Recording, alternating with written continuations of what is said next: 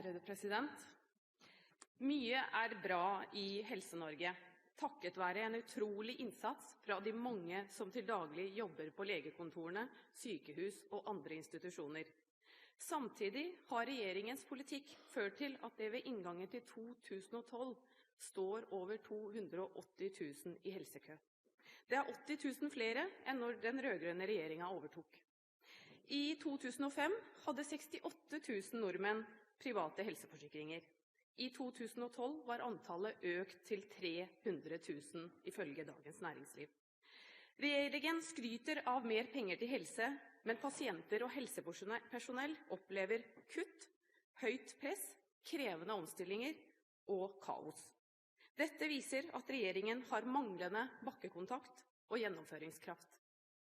Spørsmålet mange stiller helseministeren, som sitter i en regjering som har hatt flertall i snart 8 år nå, hvordan skal de klare å få ned helsekøene på de kommende 12 årene, altså hvis de får en ny tillit etter neste stortingsvalg, når det slik at helsekøene har økt med 80 000 de første 7 årene de har sittet med makta.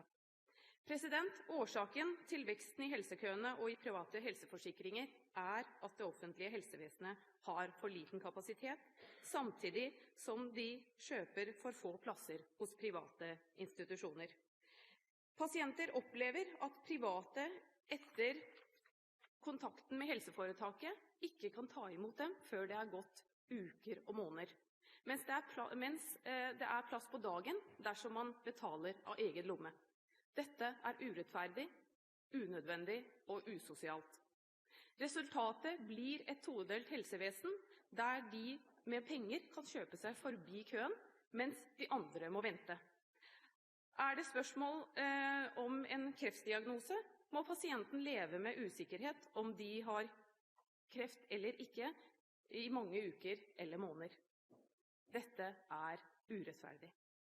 Det gjøres for mange feil i det norske helsevesenet. Så mange som 15 000 pasienter skades årlig, og 2 000 omkommer som følge av feil i helsevesenet.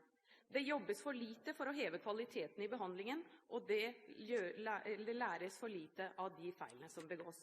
Høyre har i sitt programutkast til stortingsvalget for neste kommende stortingsperiode lagt frem ganske gode og grundige forslag.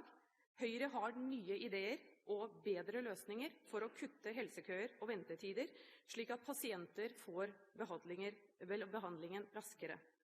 Det flere gode grunner til å skifte ut denne regjeringen i 2013. Helsepolitikken absolutt en av dem.